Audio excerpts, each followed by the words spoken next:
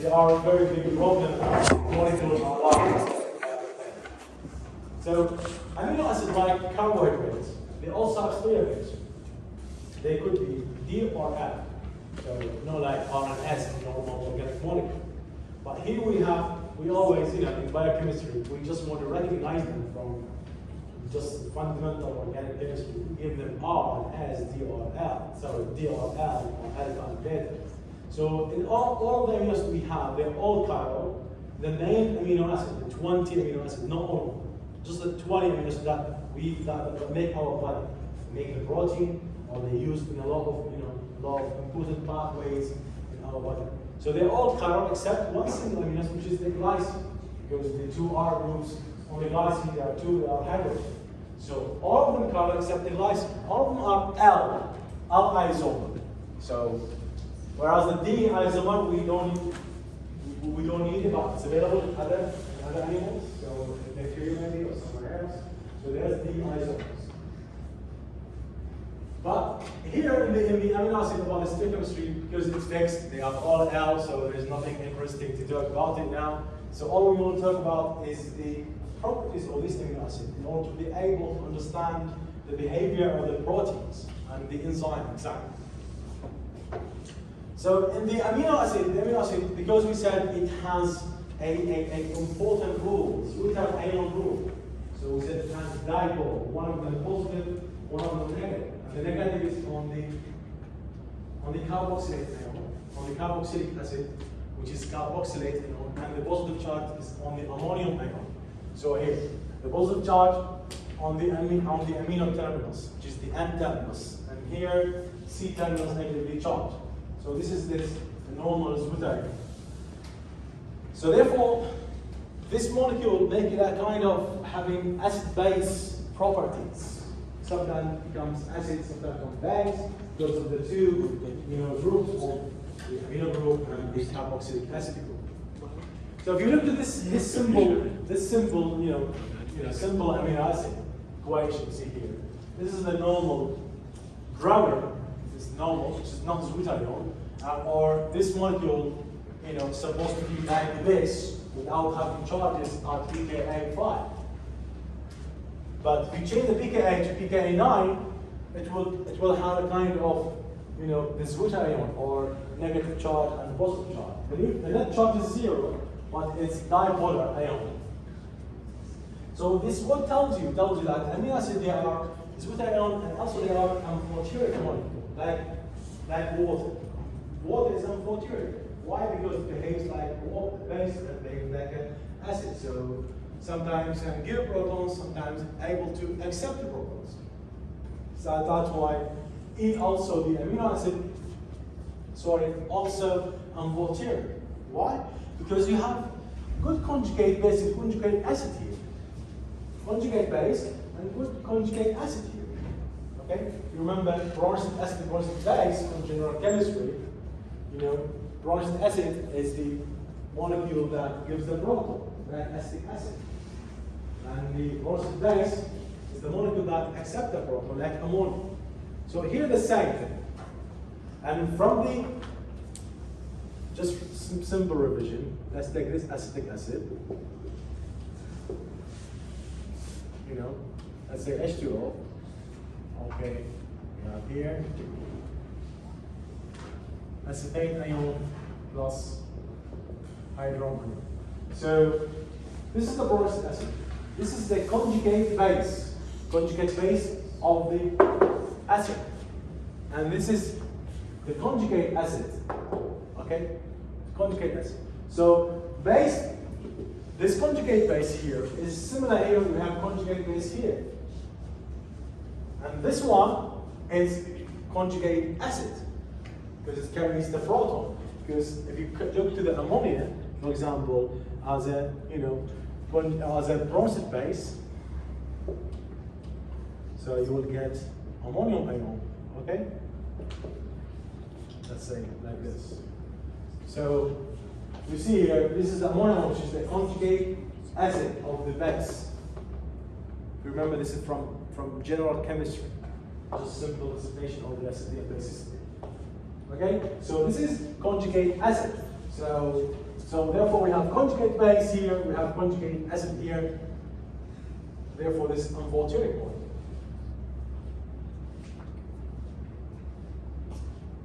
Okay?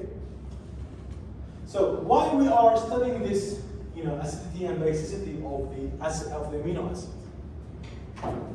Why? Because this case actually, this property is important for the isolation and separation of amino acid or protein from the cell or from blood analysis or whatever. So sometimes we want to know the sequence of the amino acid in the solution or in the material or the sample. So we need to recognize between them. So one of the important recognition between these amino acid is to use the acid-base properties and try to isolate it.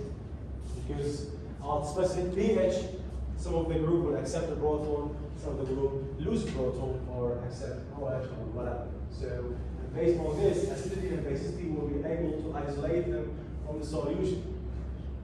Okay? So the acid-base behavior amino acid, so that make it very valuable molecule in the solution and under specific circumstances or pH.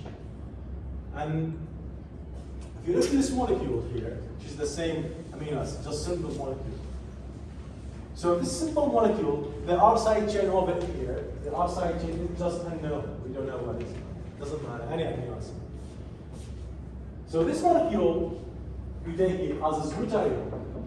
This molecule at two different pH can behave differently. So if you change the pH into acidic, or you can change it into basic. You can make the pKa, for example, acidic pKa, or let's say the pH of it is basic. You take it to up, pH up, like a pH 9, 10, which is very basic.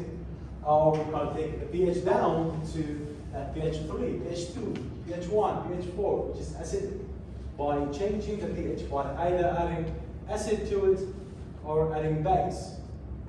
So imagine that this molecule here you have in your hand, which is butyrione. If you add to it a base, let's say the pH or the pKa of this molecule here, let's say it's 6.5. Just imagine it's 6.5 here, the pH, or the pKa of this molecule, or the acidity of this in your hand molecule is 6.5. And you want to make it basic. What are you going to do? You're going to do add OH drops of hydroxide solution. OH you add to it, like a drop. And then this molecule will face the OH, which is a base. So what's going to happen? The OH. So it's a base. We'll take a proton from the molecule. And which we're going to give the molecule? This one, carbon, or this one? Definitely the conjugate acid here is able to take the proton, it's able to lose the proton. And therefore, that negative charge on this butyrione will be the only survive in the molecule. You'll see the molecule become negatively charged under basic condition, when the pH is high, like the pH 9 or 10 or 12 or 13 or whatever. So, because this conjugate acid here will lose the proton. This is, for example, say pKa 1 or pKa 2, doesn't matter. So we take the same molecule and add to it more acid instead of adding base. We're going to face. We're going to make the molecule positively charged. Why? Because when you add acid to it, who's going to accept the proton? This one or this one? Which one going to accept the proton? The carboxylic ion or the ammonium? Ammonium? It already has a proton, so it cannot accept the proton. So the carboxylic ion will accept the proton because it behaves conjugate base. So it will take a proton. So look here, why acetic acid is a weak acid? Because the conjugate base of it is strong. So it will take the proton from this one, from the conjugate acid, and go back to reactant. That's why it's weak. Whereas HCl, someone asks you, why HCl is very, let's say, is very weak acid, or very strong acid? The reason is the conjugate base here. Conjugate base, chloride ion, It's very weak conjugate base. It's not capable to be as a nucleophile, as a base, or as a nucleophile, or as a base, because we're talking about this here. It's not able to take the proton here and go back to reactant. It's because it's weak. It's not like here, the acetate is very strong conjugate base. So a strong base to take the proton from the hydrogen. Don't mix up with organic chemistry, because you see this is a weak base compared to ethoxide or compared to hydroxide. It's weak base compared to those two. So when you compare this one as a base to OH minus, or let's say ethoxide or methoxide, okay? This one will be weak compared to these three here. You see? These bases are stronger than this. So this one considered a weak base compared to this, because we'll be talking about SN2 reaction or SN1 or U1F2, because sometimes you get confused. But when we compare here, this one, this base, with this base, this is totally stronger than this, completely stronger. So that's why HCl is strong acid, because it dissociates totally due to the fact that the conjugate base of it is weak to take the proton from the hydrogen ion and go back. In addition to that, that chloride ion will be surrounded by a lot of water molecule. You know, a lot of water molecule, like here, H2O, and here H2O, here H2O, you know, here also. So the water molecule will make like a shell around it, like a wall or a shell, like here.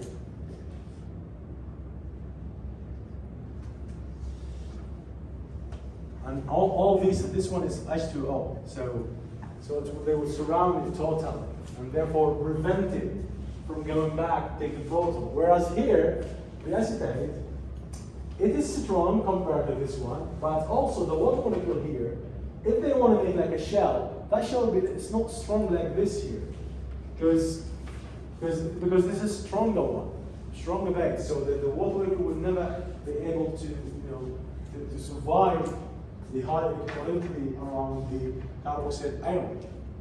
And therefore, this is a stronger conjugate base, will take the proton back and go to reactant.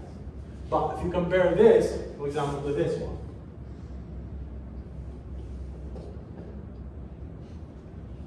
which one is stronger conjugate base? This one or this one? Trifluoroacetate or acetate itself?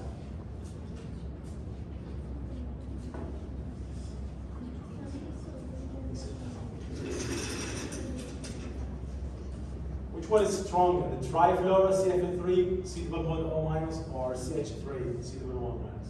Which one is stronger as a conjugate base or as a base?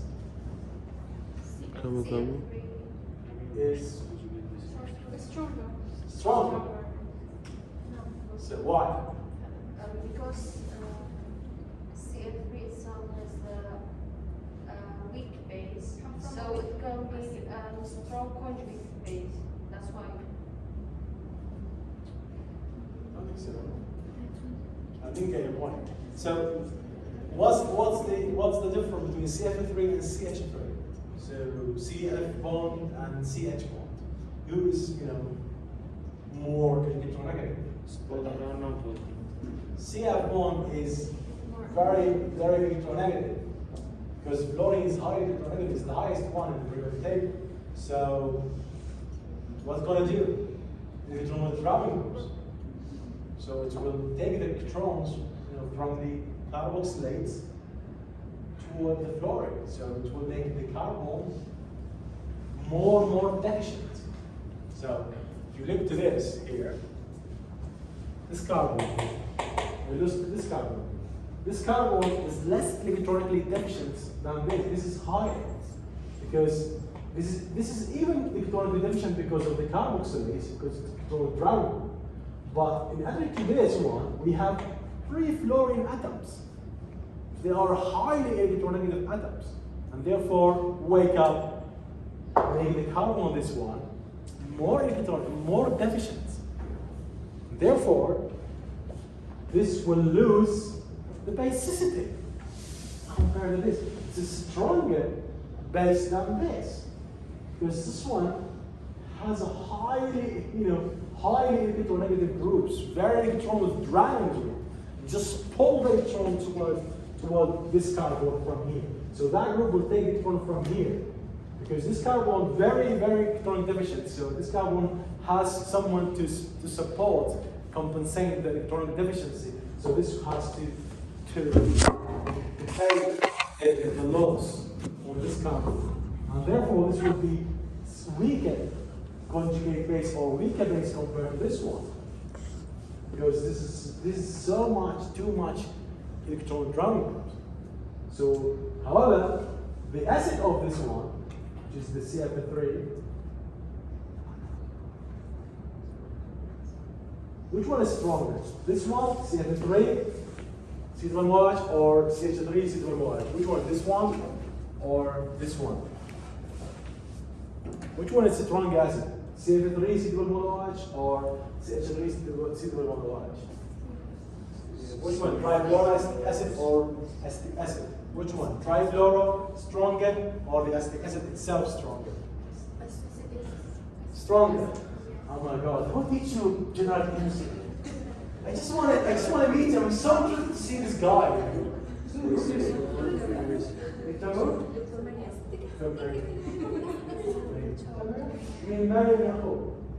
Yeah. She's PhD student. Does she tell you about these things, or she didn't mention things like this? Okay. So I don't want to talk about it because she might, she might not tell you these things. Anyway, so when you compare acidity and basicity, you need to look to the chemical environment on the acid. So if you look at the chemical environment here, on the trifluoroacetic acid, which is a strong acid, really strong acid. The pKa of the trifluoroacetic acid is around 1. So once, it's like kind of fully dissociated, like HCl. However, HCl is stronger. This one is stronger than this one. When you compare HCl to trifluoroacetic acid, this one is weaker than this. But both of them are considered to be strong acids. Because why? Why this one, trifluoroacetic acid, we will leave the lecture, not about this. Why trifluoroacetic acid is stronger acid than the acetic acid? Because of the electron driving groups here. So, what does this do? What does it do for the molecule? What's happening? It's electron driving group. That means the strength bond here, the strength of the bond between the oxygen and the hydrogen becomes weaker. What does acidity mean? It's losing a proton. So if you compare here, this is CH3. It's not an electron driving group. It's actually going to be electron donating groups. If you want to just consider that, because if you remember from general organic chemistry or on aromatic ring, if you have CH3 here, or you have CF3. Sorry. So this CF3 here is electron driving group. It takes electrons from the aromatic groups, whereas CH3 is electron donating groups. So now, this electron driving group, what's going to do? It's going to take the electrons here from this group, and in this group, who's going to be the most generous one? Who's going to be the most generous atom to give its electrons between oxygen, carbon, oxygen here, and hydrogen? The hydrogen is the most generous one to give because it has only one single electron, so it will give it directly. I'm so happy to give it. I will donate it. So this one here will take the electrons from here, pull it, okay? And then what's going to happen? This group here this one here will be more and more polarized, so it will lose the whole electron. And who's going to lose it? The hydrogen.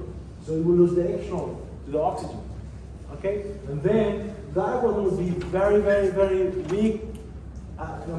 This hydrogen will be very weak, bonded to the oxygen. This one will be very weak, so it will lose it directly.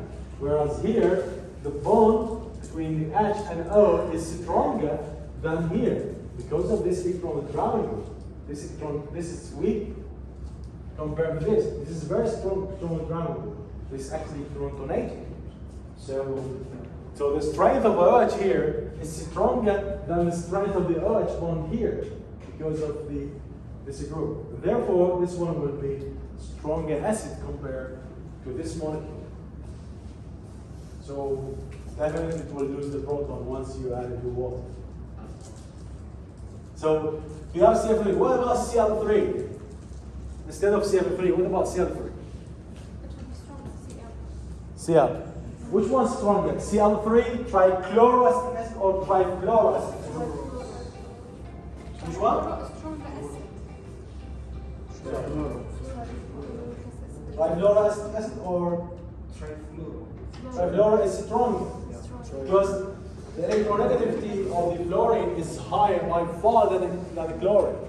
So trifluoroacetic acid would be, the second, strongest one after the fluorine, whereas the CH3 would be the weaker one. So you need to think the acidity is not about, okay, we know from high school this is strong acid, this is weak acid. Why? So it's two things. The conjugate base control the strength of the acidity of the molecule. Always the conjugate base. And this conjugate base, you need to look to it. Okay, what is next here? If the structure is like this, or the structure like this, you need to think about the conjugate base. Is it weak or strong? So that's why we say this molecule is weak acid or strong base or strong acid or whatever. The same thing on the base, the same rule. Ammonia. Why ammonia is weak base? Why ammonia is weak base? Why?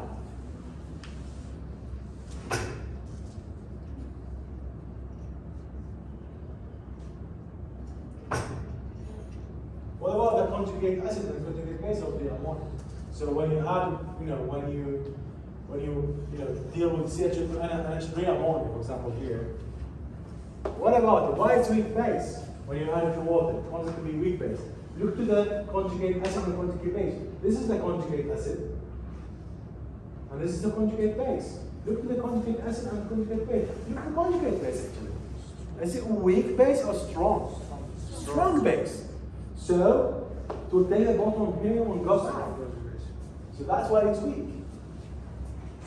So it's all about the conjugate base and conjugate acid being looked at. Anyway, so from here, sorry for going from there. So when pH is high, so the molecule will be negatively charged. When the pH is low, the molecule will be positively charged.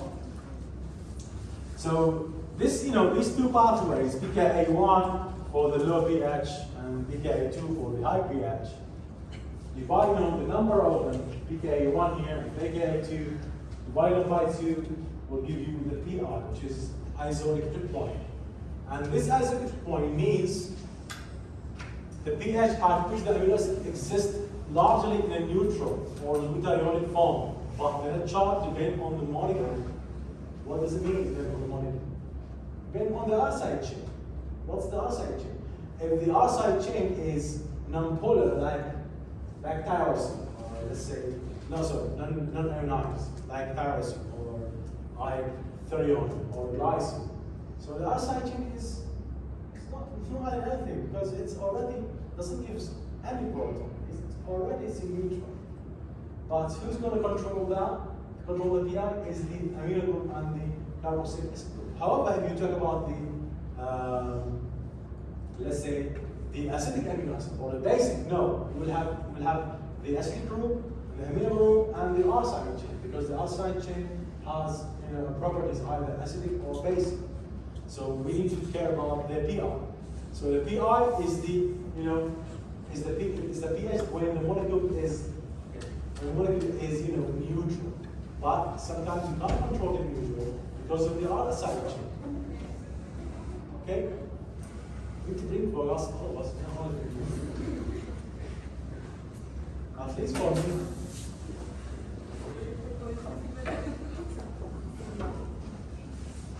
Okay. Sorry. I already have my coffee and banana and all that. So that's what I'm holding on to. Because I took a lot of fresh sugar. Okay, sorry, I have a spasm here, so annoying. So I'm now trying to lose weight. My target is 20 kilo. I hope we'll see next year with different shape. Okay? So the pI is the pH where the molecule carries no charge, so zero charge, which is the middle between the negative and the positive. You take the middle, for example, when you say the pH, when it says the molecule has net charge zero, that means this is deuterium. We need to know the pI of it, how much is it. So what we're going to do, we're going to add OH first and make it, basic, and see what's the pH going to be.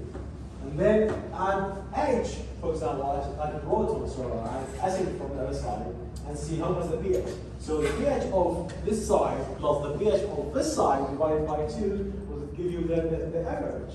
And that average number is actually the pI, where the molecule carries no charge. So we'll see in the next slide. You see here, before we go to that slide, let's just talk about the pI. And the pI will be affected by 2 factors. And we just already said it. Factor 1 is the pH. I mean, the chemical environment with the solution, what is it? Acidic or basic? What's next to the amino acid? Acids or base? What do we have? So that's factor 1. The factor 2 is the R side chain.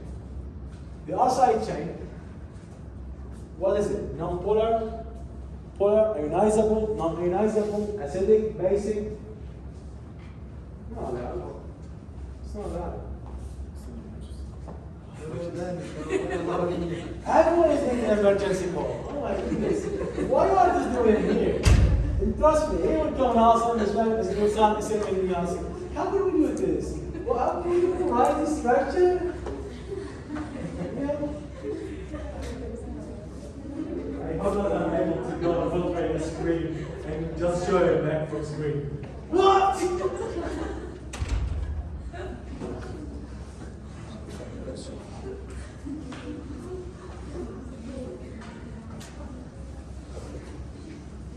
Sometimes you need to go watch some film for, some nice film.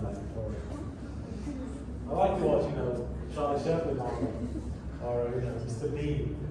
They are fun. You just forget everything. That's one thing that's a lot of fun. Because he doesn't need to speak. Because he's so full. And he behaves so foolish. Okay? So the R side chain and the chemical environment will affect on the pI number. The pI number will be affected by these 2 factors. We will see them now. Okay? But before we go see them, so we have here these 3 bullet points telling you what the general rule. The acidic amino acid will have a pI of around 3, the basic is around 9, whereas the neutral, like threonine and polar amino acid, will have between 5 and 6. So the pI will be around between 5 and 6, which is very weakly acidic. So what's the pI? Now let's understand it on the graph here. You see this graph, which is on your slide or your lecture if you have it. So it's very clear. If you, for example, if you have an amino acid and you want to understand the pI, or you want to calculate, for example, the amount of volume need to be consumed to equalize, for example, the base. When you do titration, for example, you add in the titrator, for example, base. And the conic plus there is acid. You need to know the concentration of the acid or the concentration of base. So you need to know the N1V1 equal N2V2. This is the normal dilution law, very simple. So, and then you start adding a volume from the titrator until the conic plus will have different color, where you see the equivalent points. You say, okay, the equivalent points here because the color changes. That means we don't need to add more base on the titrator. Okay, now we know the N1V1 and we need to calculate the N2V2, which is, for example, the N2 we don't know about it. And then we know the concentration based on this simple dilution measurements. So the same thing here. We have for example, we have a conical flask And inside the carbon there is amino acid. Okay? Let me show it here.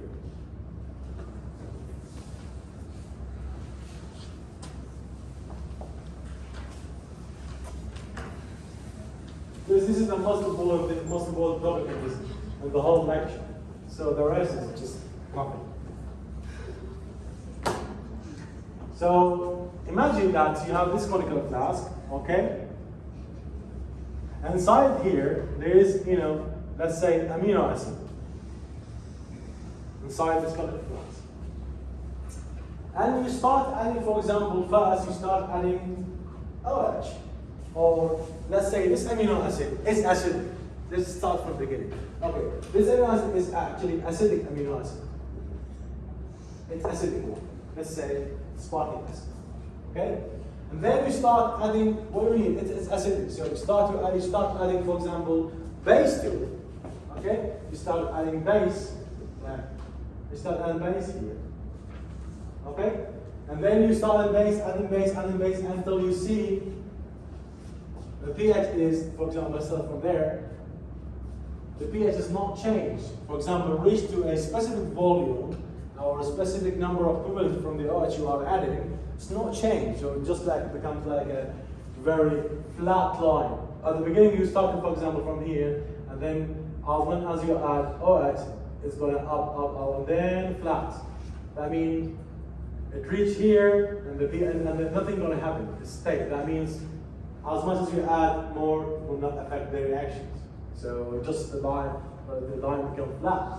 So the same case here. So you have a pH, by the way, inside this flask you have a pH meter. So we have a pH meter like this, like here a machine, and this goes down here. So every time you add OH to it, you are measuring the pH. How much is it by the pH meter? If you see the pH meter in the lab.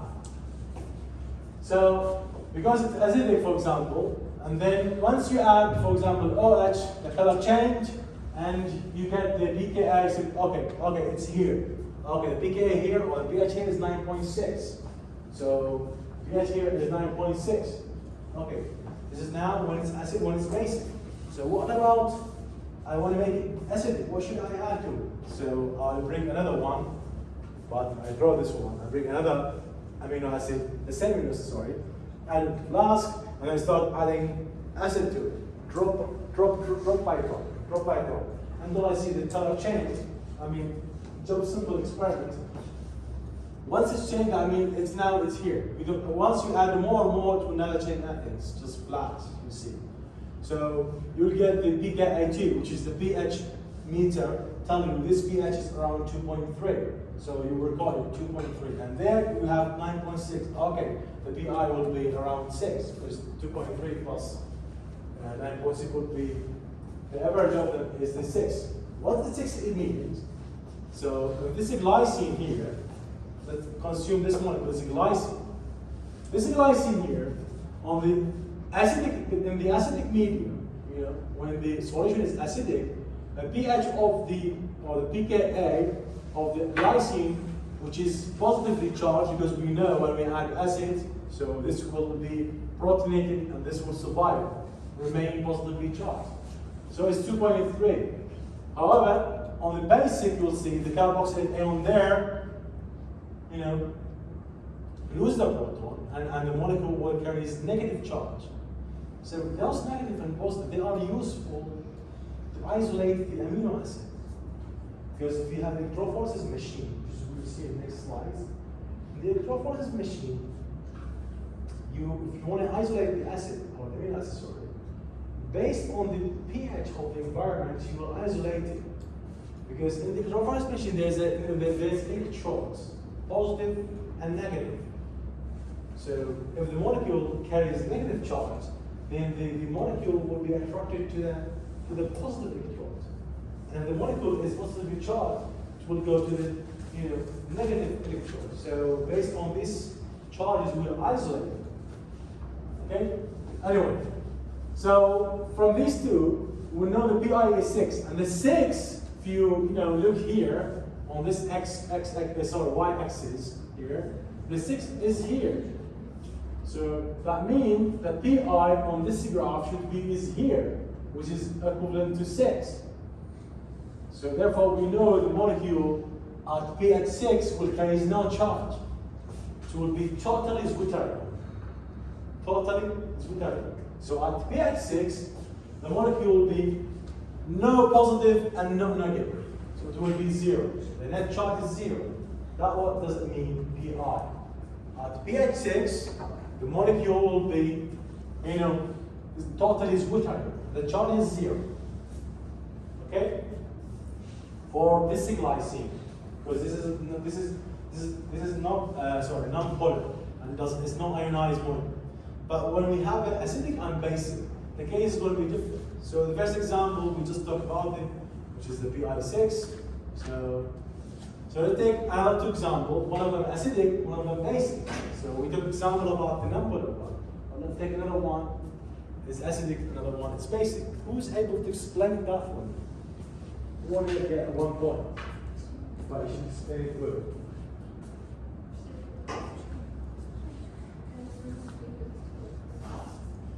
The second example you see here. What's the pi here? What's going to be the pi for this example? And why? What is it? I want to be a student, you need to do that.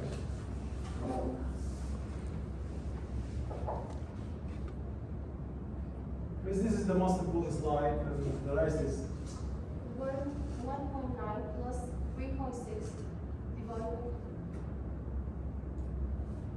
which one? 1.9 plus 3.6. Yeah, I read it. Okay, you read it from next. But why? Take the pen, please. Let's go here. Don't be scared. Why are you scared? Don't worry about them. Even if they laugh, at least you try. Yeah, at least you try. If you want to use the ball, also I don't mind to do it.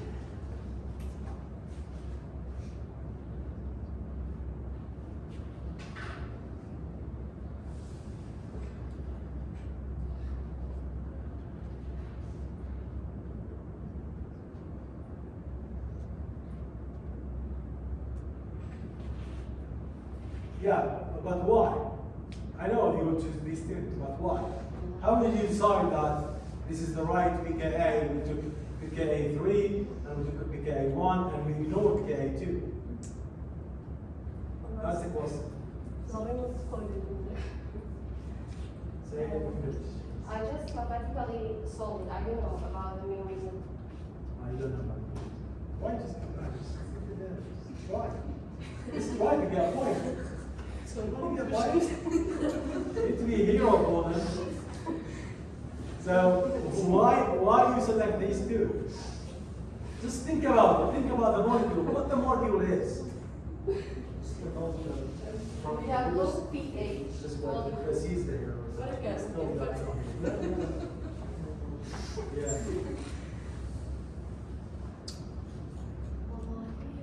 Well, here I don't know.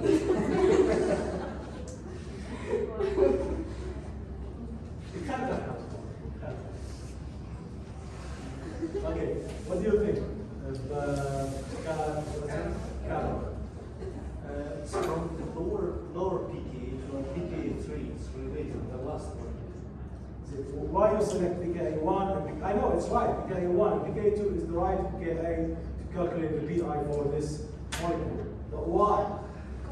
Why we ignore the pKa 2, which is 9.6? We calculate low pH. Yeah. Very simple. It's the answer there. But you just don't see it.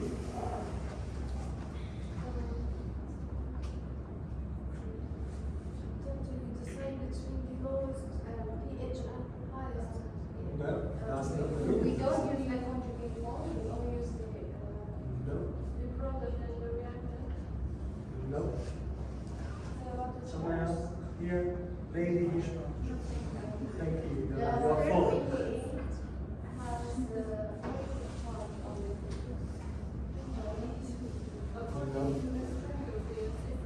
Strength of the acid. But even that was what acid? Which acid? So what's the acid here? What's the amino acid here? What kind of amino acid here? Is it non-polar, polar, acidic, basic? Which one here we have? No one will get. No one will get the point. I'll go you half points. It's cheating. So look to the acidic here. What's the kind of amino acid we have here? It's acidic. So because it's acidic, so the rule is different. So that means we need to be careful. So she selected your name. No. You want or not? No. It's NW. Is it NW? NA. Yes. But there's a noir. You know what? Yes, we have. Ima. It's in Ma or Nama, but the reason is like NMA. Ma. Okay, Ma. Okay. So now, so here we have acidic amino acid. Okay. So be careful. It's not like the other one. It has all the 2 pKa. Because it's acidic, so we expect to have 3 pKa. But which 2 that are going to represent the average number? Which 2 that represent the PR? So because it's acidic, and the pKa of the acidic amino acid, they are around, for example, 3.2, something like that, if you remember from the tables. If you look here, she just selected that number, but she ignored that number, because this is for very high pH. So, acidic amino acid, because they have, these are deuterium, okay? But what about this one, CO2H here? Carboxylic acid from the R side chain. What about it? It's also able to give the proton. It's able to give the proton here. So, because it's acidic, so once we add, and the pKa here, imagine it's let's guess it. It's around, let's say, 2.5 or 2.7 pKa of this molecule, or the pH of this molecule is around 2.7 or 2.6, something like that. So, and you want to change the molecule by adding either acid or base. Once you add from here, you add base, just one single drop, the molecules become what? Become negatively charged. Whereas here, once you add 1 drop, 2 drop from the acid, the molecule becomes positively charged. Because what we need to see in the PI, we need to see a neutral molecule. So instead of going negative or positive here, because there it's negative and here is positive. So what's the PI then? It's the medium number between the negative and the positive. So here also the same case. The medium number, or let's say the average number between the negative and the positive charge is those 2 numbers. Know this number, because this number will be -2, because -1, -1, -2. Okay? So that will be ignored. Why ignored? Because this is for high pH, and the molecule is acidic amino acid. It's not basic to go to that pH. So 1, 2 drop on this amino acid, which is around 2.5 pH units here. So just add 2 drops, the molecule becomes negatively charged. The whole solution changed. If it was like colorless, it becomes purple or red or whatever. So, and the molecule becomes negatively charged. That means this is the real pKa that I want to select for the acidic amino acid, because it's so close from the pKa of the real amino acid. It's really close, and I don't need to go very high in pH to that pH to know what's the pH here. I don't need, because this one to reach here, for example, 9.6, I need to add too much base, like a lot of OS. I just keep adding until I get that.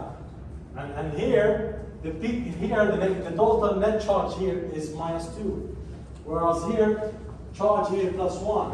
So -2 plus 1 will be -1. So it's not real. So therefore, this one and this one will be The right shows, okay, because he's minus 1, the net charge minus 1, okay, the net charge is plus 1, therefore plus 1 minus 1 will be 0. Okay, so that means I have to select the number between 3.6 and number between 1.9 to be the PI. Not the number between 9.6 or 3.6 or 1.9. 1.9 has to be selected definitely. You start the pKa or the PI, or sorry, the pH for the acidic area. But which one between those two should I select? If I go here, I will get a net charge of -2. So in the end, -2, and there we have +1, then the net charge from that would be -1. So I will never get the PI, because the PI means the net charge will be zero. So the PI between here and here will be -1, so it's not as zero. Still very chargeable, not neutral. Whereas here and here will be neutral, it's 0. The average will be the right one.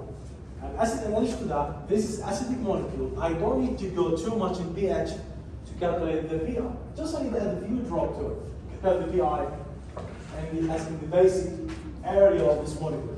Because it's acidic. So if you drop to it and change the pKa or the pH to 3.6, I know 3.6 in your mind is acidic, but this considered to be basic compared to 2.5. I know you think that, okay, pH from 7 to 14, this is basic. From 7 to 1 or to 0, this is acidic. But if you compare between 3.6 here and 1.9, or 3.6, 2.5 here, this 3.6 considered to be basic compared to 2.5 and 1.9. That's what we compare between trifluoroacidic acid, trichloroacidic acid, and the acetic acid. They are all acid, but one of them is stronger than the other. So the same thing here. This is for the acidic. What about the basic one? Here. The same rule. The same. Look to the molecule here. Okay? Look at the molecule. Which pKa that I'm going to select? This one, and this one, and this one. The higher one. So, this one. Okay, this is first one. Should be selected. Okay? But what about these two? Okay, you select this one, pKa2. Why select pKa2 and you know pKa1? It's a basic, because it's basic. So I don't need to go too much down to the acidic area to calculate the PI, because it's a basic molecule. So therefore the PI should be in the basic area. Whereas the PI here is acidic, so the PI should be in the acidic area, which is 3 point something, 2 point something. I mean the final number you can get from this molecule. So if you look here, 9 and 10.5 at the right, and I will ignore this one, because if I want to go down here, I need to make the total charge here +2. Whereas here the total charge is +1, the total charge here is -1. So between the +1 and the -1, I will get the 0, which is the sweeter.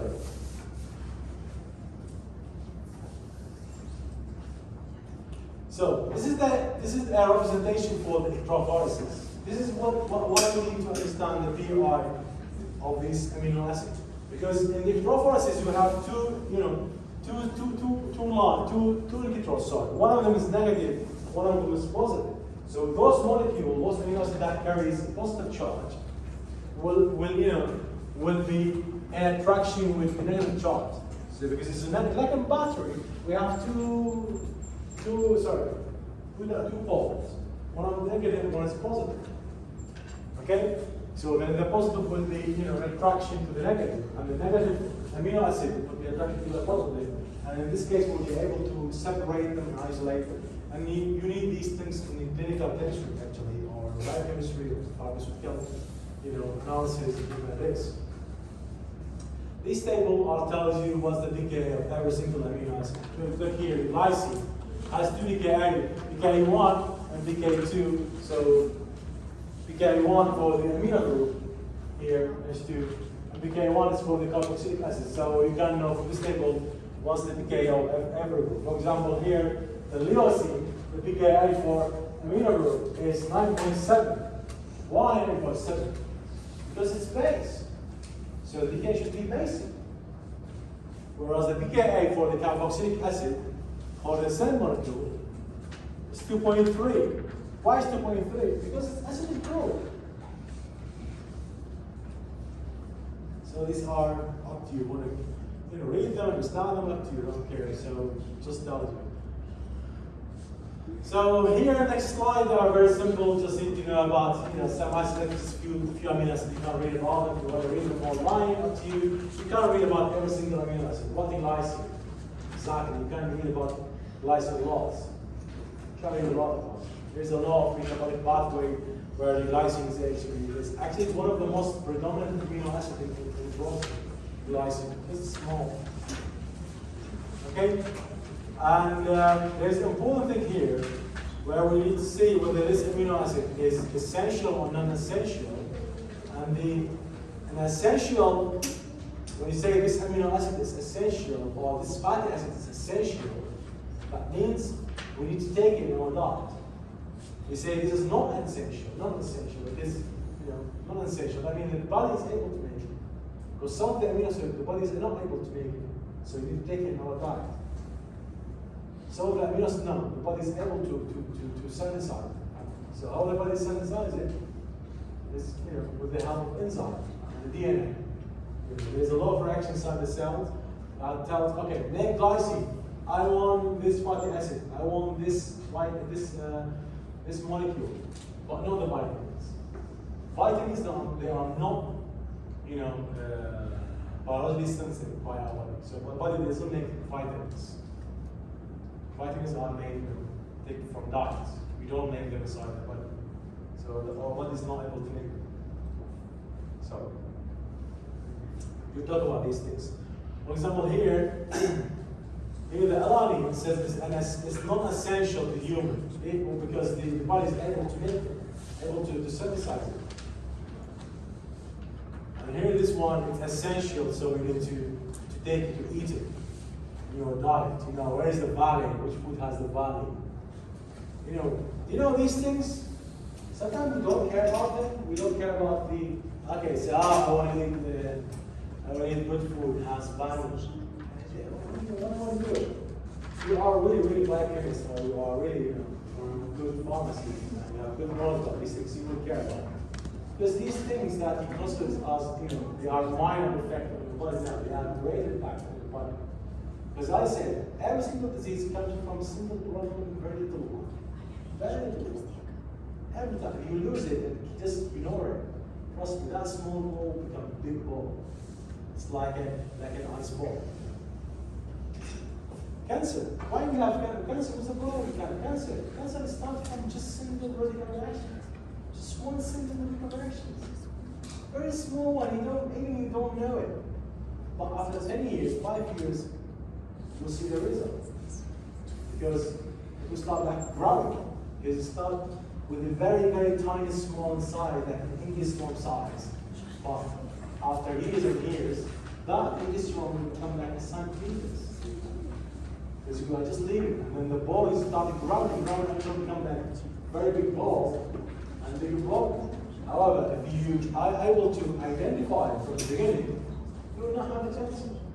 But we don't do any cancer scanning or cancer test. We don't have this kind of culture. What we have actually is just social media.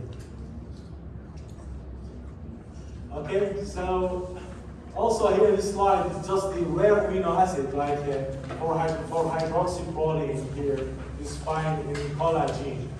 It's the collagen we're going to talk about the next week, which you're going to enjoy about the protein. I'm really sorry that we don't have good time to study really good biomolecules. You need to understand these molecules to be a good pharmacist. I mean, in terms of research, of drug discovery, industry, you need to understand the biometabolic molecules. Sorry, the biometabolic pathways for biomolecules like protein, carbohydrates, fatty acids. We don't have time. They are all just 12 weeks.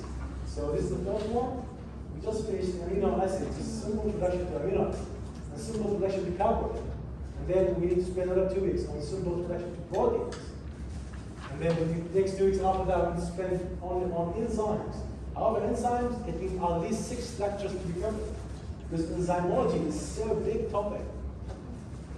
We don't have time because the system's not allowed to do that. So, oh my God, I just finished the enzyme lectures yesterday. I finished it, and it was, I said, oh my God, I'm going to sacrifice it all. So, what should I add to them? What should I explain? Because if I want to remove this topic, that would be unfair. I want to add this topic, that would be so difficult. I want to remove that, that would be no, it's not good. I've been like more than 2 months just thinking how to make this lecture. I don't write my lecture directly. You know how I make it? I would make a lecture. You don't need to follow a book or something like that. That's rubbish. Yeah. Because if you just follow the book, why should I do lecture? Just take the chapter and read it for you. Directly, you can see it directly. It's no point. You need to, first, you need to have a broad vision about the topic, the whole topic. Read about it. Even if you don't know about it or you don't have experience with that type of topic, you need to read about it a lot. See many lectures, see good lecturers, read books, other websites, read here, read here, and then decide what you want to talk about. So, I've been working on this lecture, I think, the last 2 months. But this is how I finished it. Because I think, what should I present to those young students? Because if I want to add too much, they say, oh my God, this is too much difficult. I want to remove, that would be unfair if you don't know about it. So I try to be very selective to the topic that could cover the total topics about the enzymes. But the details are too much. If you want to talk about, for example, oxidolactase as an enzyme, you need to know about it. What oxidolactase, what transferase, what lyase, what hydrolase, what this enzyme do, what pepsin as an enzyme, how it works in your body. You need to know about it. Did you took any, do you study some kind of enzymology in the 4th year, 5th year?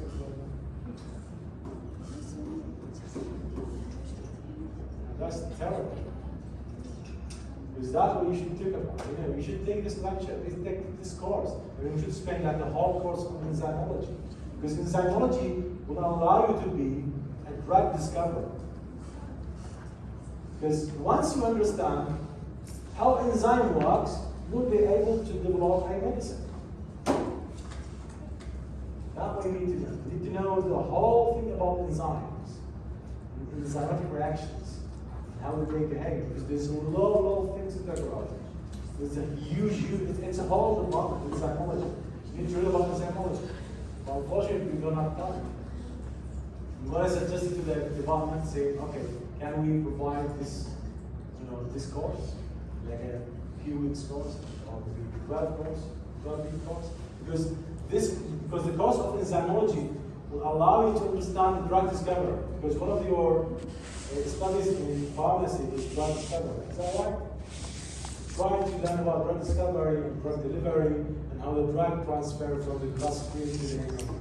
So to be able to understand these mechanisms, you need to understand that enzymology. So the lecture that you're going to take in the next 2 weeks, or the next 4 weeks, is not enough. But unfortunately, that's what we have.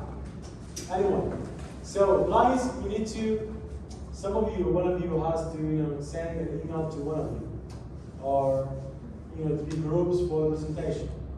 So, do you want to give it individually, or you want to give it with your colleagues? You want to work like in one single group, or one? What? It could be 3, 2, 4, then cares. Not more than that. Because at the end you need to present good presentation. Should I get finished? Yeah, we're finished. You want to come?